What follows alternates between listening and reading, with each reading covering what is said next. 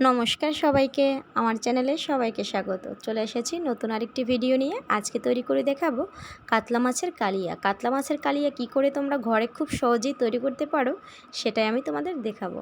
সুন্দর করে ধুয়ে নিয়েছি, দিয়ে দিলাম স্বাদমতো লবণ, দিয়ে দিলাম হলুদ গুঁড়ো। যারা আমার চ্যানেলটি এখনও ফলো করেনি অবশ্যই ফলো করে দিও, আর নতুন নতুন ভিডিওর পেতে আমাকে সাপোর্ট করো। এরপর দিয়ে দিলাম দেখো মরিচ গুঁড়ো। এরপর আমি এটাকে সুন্দর করে মাখিয়ে 10 মিনিট রেখে দেবো। 10 মিনিট পরে আমি ফিরে এসেছি। এরপর কড়াই বসিয়ে দিয়েছি, কড়াইতে দিয়ে দিয়েছি সামান্য ঘি। যেহেতু অল্প মাছ আমি সামান্য ঘি দিয়েছি। এরপর সরিষার তেল দিয়ে দেব।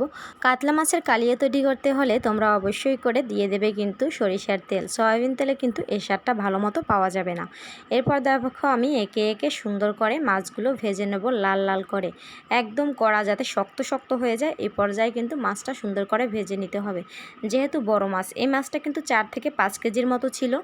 এরপর দেখো সুন্দর করে আমি উঠিয়ে নিয়েছি। এরপর এই একই তেলে আমি পেরেস্তাটা দিয়ে ভাজার জন্য দুটো আমি পেঁয়াজ কুচি দিয়ে দিলাম।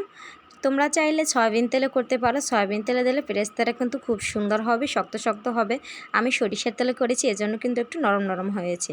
দিয়ে দিলাম ভাজা একটা মরিচ। এরপর ফোড়নে দিয়ে দেব আমি একটা তেজপাতা এবং অল্প কটা জিরে। এরপর দেখো আমি পেঁয়াজ আদা রসুন বাটা একসাথে মিক্স করে বেটে নিয়েছিলাম, সেটা দিয়ে দিলাম। মশলাটা যেন পুড়ে না যায় এবং সুন্দরভাবে কষানোর জন্য কিন্তু আমি অল্প একটু জল দিয়ে দিয়েছি। এরপর দিয়ে দেবো এতে পরিমাণ মতো হলুদ গুঁড়ো, দিয়ে দেব পরিমাণ মতো আমি মরিচ গুঁড়ো। এখানে কিন্তু ঝালটা একটু বেশি দিতে হবে, পারফেক্ট স্বাদ পাওয়ার জন্য কিন্তু তোমরা একটু ঝাল বেশি দিতে পারো, কিন্তু যদি বাচ্চারা থাকে তাহলে অল্প মরিচ দিতে পারো। এরপর দিয়ে দিলাম পরিমাণ মতো জল এবং দিয়ে দিলাম ঝোলে যতটুকু লবণ লাগে ততটুকু, কারণ মাছে তো আগে লবণ দেয়াই আছে। এরপর কিন্তু আমি একে একে মাছগুলো সুন্দর মতো দিয়ে দেব। অবশ্যই আমার চ্যানেলটি শেয়ার করে অন্যকে দেখার সুযোগ করে দেবে। এরপর দেখো আমি 20 মিনিটের মতো জাল করে নিয়েছি। দিয়ে দেব দুটো এলাচ। এরপর আমি দেখো দিয়ে দেব কটা রসুন এবং দুটোর মতো কাঁচামরিচ। কাঁচামরিচটা চিড়ে দিয়েছি আমি, ঝালটা যেহেতু একটু বেশি দেবো। এরপর দিয়ে দিলাম দারচিনি গুঁড়ো। তোমরা চাইলে বাটা মশলা ব্যবহার করতে পারো। রান্নাটা কিন্তু আমার প্রায় কমপ্লিট। এ পর্যায়ে আমি দিয়ে দিলাম জিরে গুঁড়ো। এরপর আমি এতে অ্যাড করে দিলাম টক দই। এটা ঘরে টক দই বানানো, এজন্য এটা ফেটিয়ে নিয়েছি, একদম কিন্তু দুধের মতোই দেখা যাচ্ছিল।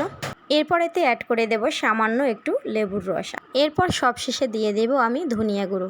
তোমরা চাইলে ধনিয়া পাতাটা দিতে পারো, আমার কাছে ধনিয়া গুঁড়োটা আছে এজন্য আমি ধনিয়া গুঁড়োটা দিয়ে দিয়েছি।